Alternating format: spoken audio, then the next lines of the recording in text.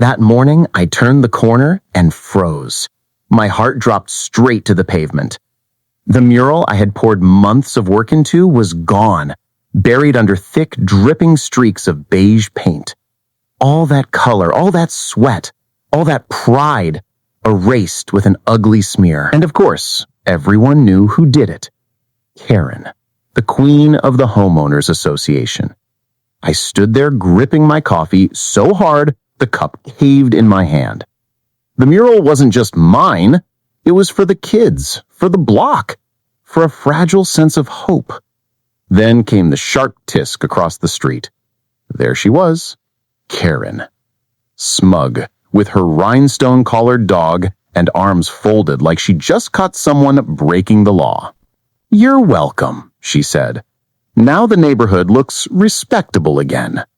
Respectable. The word made me want to laugh and scream at the same time. That wall had been alive with sunflowers, with painted handprints of children, with the names of neighbors we lost during the pandemic. Now it looked like a prison block. "Karen, you destroyed community property," I said, my voice shaking but steady enough. "Do you even understand what you've done?" "Oh, I know exactly what I've done," she snapped, tugging her dog's leash. "I saved property values." Behind me, Mrs. Lopez gasped, her grocery bag spilling across the sidewalk. Kids skidded to a stop, staring at the ruined wall. "Where's our mural?" they cried.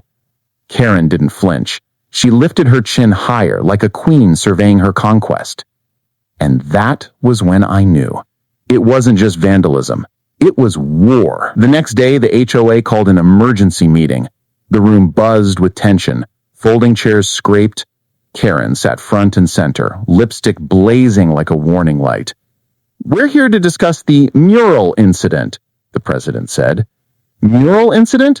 Call it what it is. Vandalism." Karen's eyes cut sharp. "Excuse me, that wall is common property. Beige is approved. Graffiti is not." "Graffiti?" My voice rose. "That mural was approved by the city's Arts and Culture Department. It had funding. It was legal." Gasps rippled. Some clapped, others shook their heads. Karen slammed her folder onto the table. "You can't just slap paint wherever you want. This isn't some run-down neighborhood. This is a community with standards." I leaned forward. "Standards don't include erasing children's art. What you did was criminal." And for a moment, her smug mask slipped. 2 weeks later, we were in court. The city stood behind me. The mural had been funded with grant money. Karen hadn't just crossed me, she'd crossed the law. The judge looked down over her glasses. "Mrs. B, you are accused of willful destruction of property valued at $15,000. How do you plead?" Karen straightened. "Not guilty. That mural was unauthorized graffiti. I was restoring order." The courtroom stirred. My lawyer laid out documents, approvals, contracts, photos of the completed work. The judge asked, "Did you consult the HOA board before painting over the mural?" Karen hesitated. "No, because I don't need anyone's permission to protect property values." The courtroom gasped. My lawyer smiled. That was it, her slip. Witnesses came forward. Even children spoke. Little Sophia held up a picture of her palm print on the wall. "She painted over my hand," she whispered. The room fell silent. And Karen, she rolled her eyes. "At a child." When it was over, the judge's tone was firm. "This court finds Mrs. B guilty of vandalism and destruction of public art. You will pay $15,000 to the city arts program, $5,000 to the community fund, and issue a public apology at the next HOA meeting." The gavel cracked. Karen staggered back like she'd been struck. Apology night came. The community gathered in the park, fairy lights strung overhead. The mural wall loomed behind us, still scarred beige, waiting for restoration. Karen shuffled to the mic, papers trembling. "I regret painting over the mural. It was wrong. I apologize to the children, to the neighbors. I accept the court's ruling." Silence. Not even crickets. Just the weight of every stare.